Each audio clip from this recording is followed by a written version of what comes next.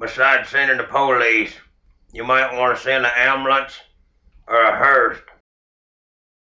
Hello, Billy Ho here, and welcome to the 2023 PGA Championship Course Preview and Picks Show. I am Billy Ho. Welcome to Billy Ho Sports. This is the second major of the year, and more importantly, the second major or our second crack at a major golf tournament with the Live Player Invasion. So, how'd you do last time at the Masters with your Live players? Did you have the guys up there? I had Patrick Reed, Brooks Koepka, guys that were competing. Pricing is out, so we'll look at some interesting prices coming up. So, just leaving something in the comments. Let me know what you're thinking about the Live Invasion Part 2. So we're going to get that started in just a minute. And so also before we get started, please subscribe to the channel if you haven't already done so, and hit the like button to keep the algos going. Appreciate you for that. Take a look at the preview article. I've got it published. I'll put a link in the description. Looks pretty good so far for the jump off. It's just to kind of get you started, get your mind churning on the event and everything. It's still over a week away, but DK put pricing out early like they do with all the majors. So we're going to get her done over here at Billy Ho Sports 2. So subscribe, smash the like, check the article out. The contest is live, $3 this time around, major pricing included. So without further ado, let's get it started.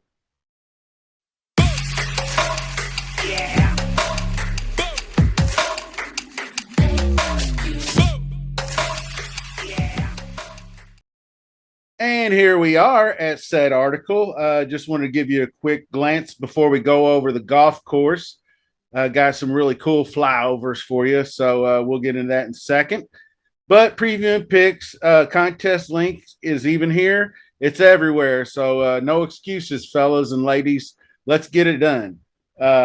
Just a little intro with some yardage, and we'll go over all this in here in just a second.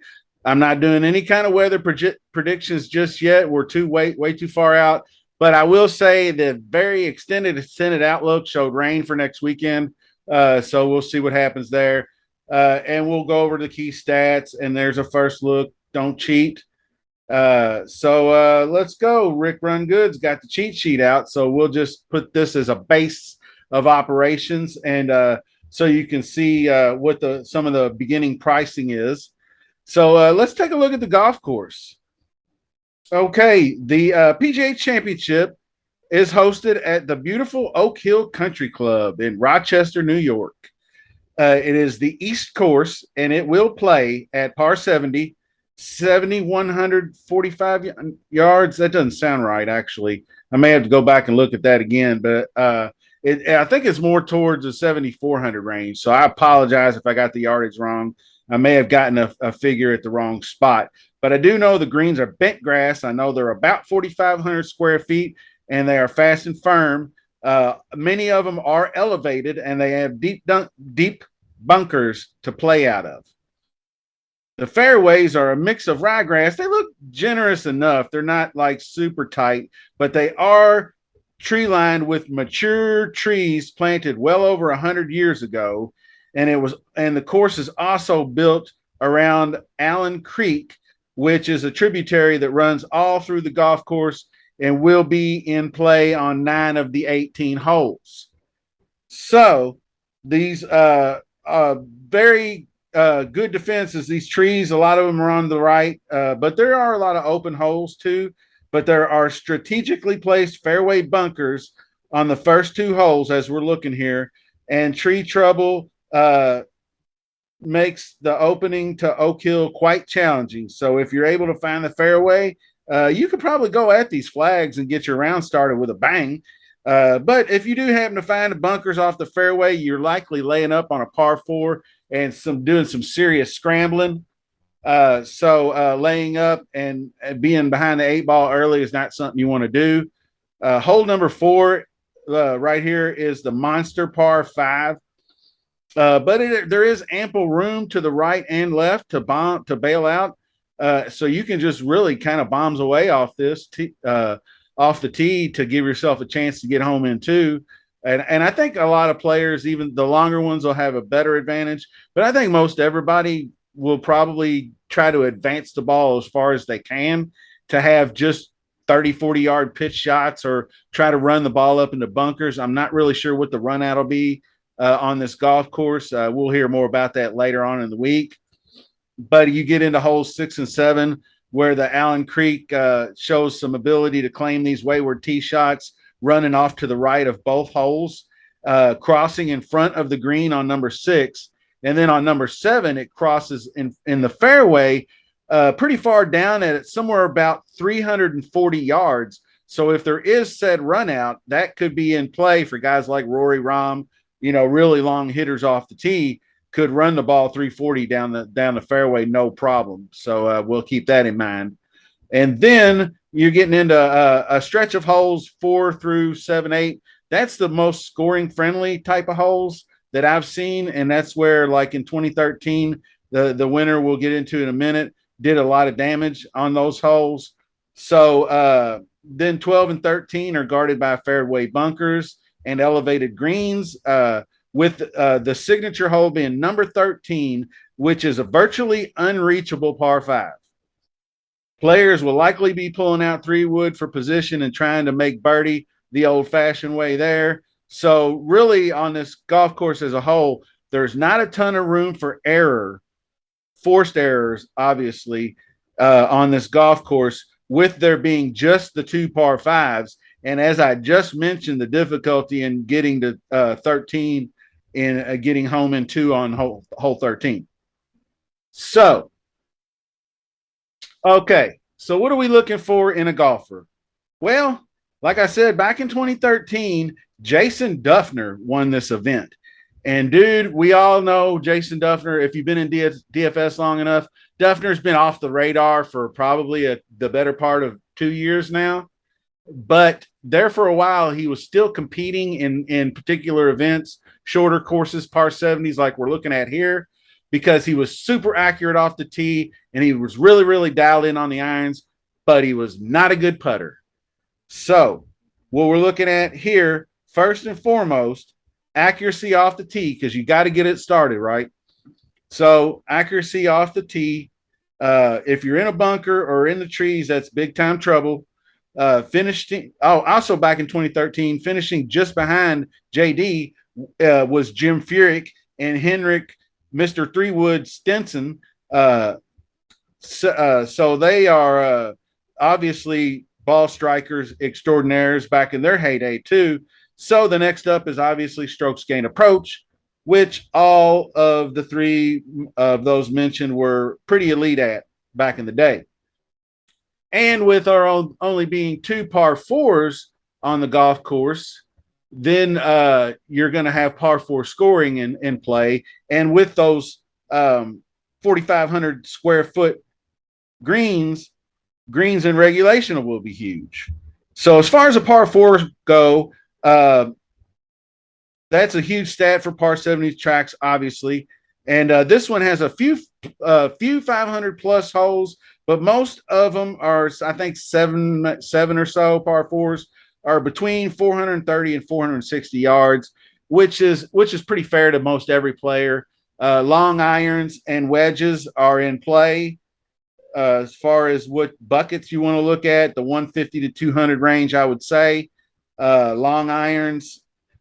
And as with all major championships, what I call the defensive stats come into play.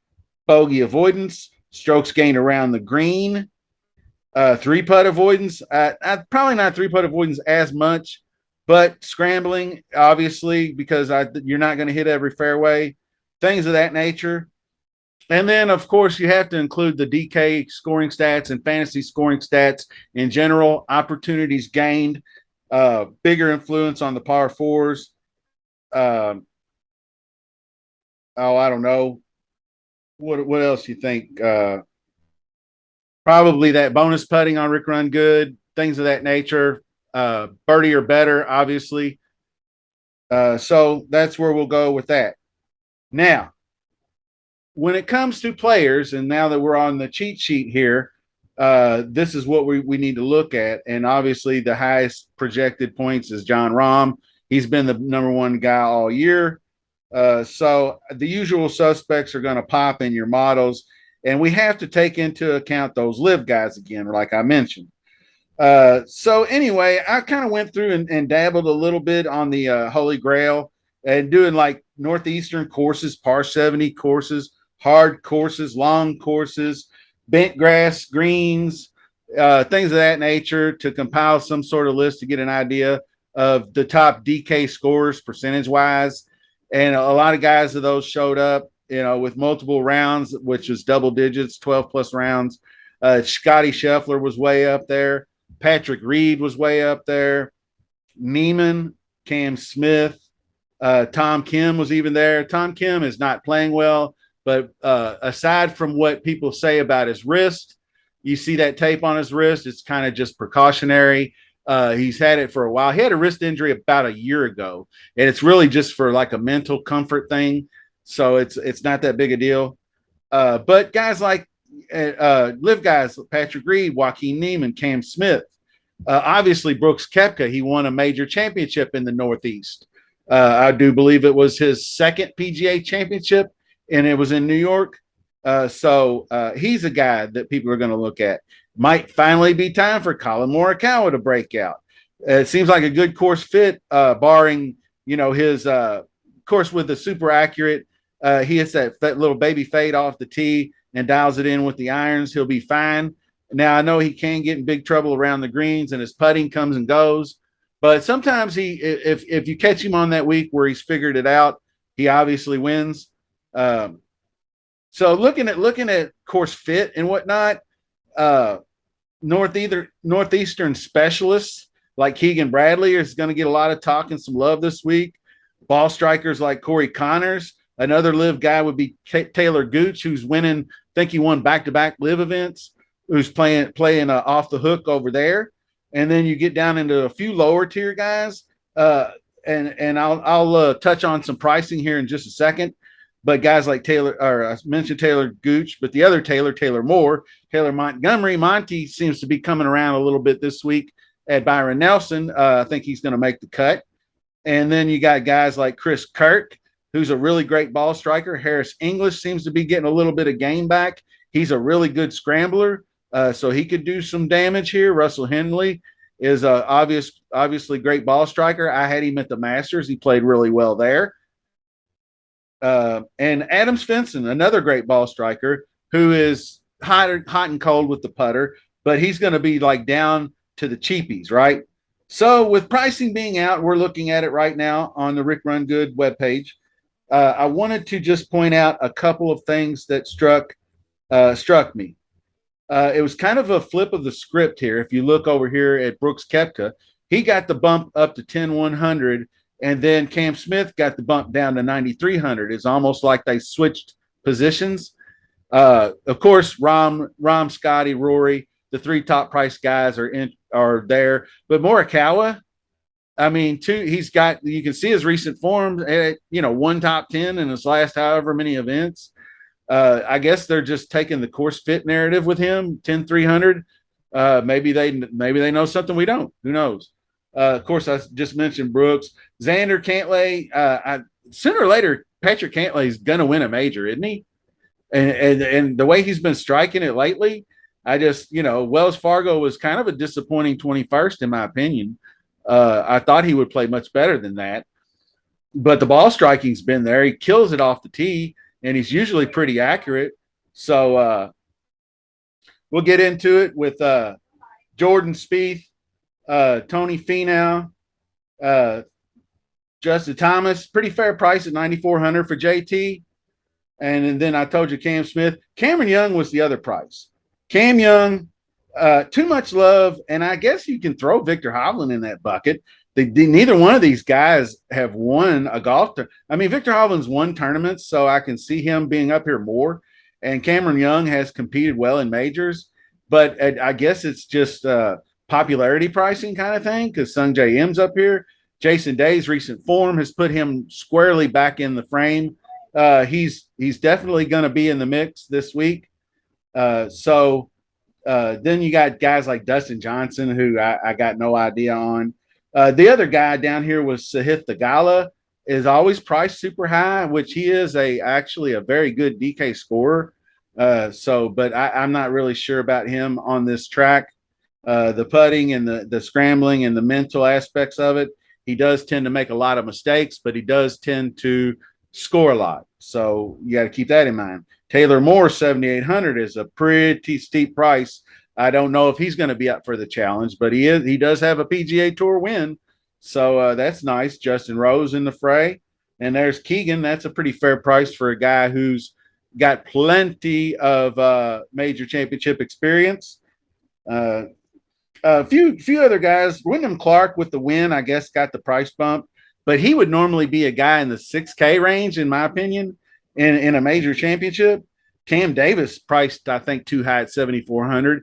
He should absolutely be down in the 6K range with his recent form. And then there's a few question marks. Paul Casey at 7,300 is insane, but we haven't seen much of him. I don't know where his game's at these days. He plays on the Live Tour, but I don't really follow Live that much. But that's a pretty damn cheap price for somebody that we haven't seen. And I know he had injury problems, so we'll have to look into that. Mito Pereira, 7K, a guy who I thought had this tournament won last year and then kind of blew it on the last hole. Mito in the mix for the first time. He didn't play the Masters. 7K seems like an outstanding price for a guy with potential and another guy who's accurate and ball striking really, really good with prowess. Matt Kuchar looking pretty fair. He's at sub 7K. He's a top 50 player in the world. And then you get down into this mid to upper sixes, and there's a little bucket here that I wanted to bring up before we bounce. 6,600 was where I saw that Adam Svensson. And then you have like guys like Varner, Hayden Buckley, Joel Damon, and Mark Hubbard has really been playing well lately. So I think that might be like kind of an interesting popular range if you want to dip down there. Of course, you got Adam Shank also down here, but he's a bit wild. More accurate guys off the tee like Damon and Hubbard might be your guys that you want to look into for that range.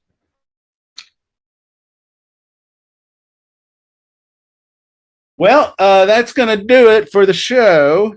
And to close things out, I had my top five. I just throw it out there to you real quick. I put Scotty Scheffler up top. Then I got Rahm. I think Scheffler's a better. I guess I don't know. Maybe he's just they're 1-1A. Justin Thomas, I got third because I think he's due. I think he's the defending PGA champion. I just think his form might be finally coming into play, and he just seems like a really good fit for a par 70. Patrick Reed, and then Joaquin Niemann. Niemann loves bent grass greens. He's a great ball striker. He seems like a really good course fit here too. And then some others like Brooks Koepka and whatnot.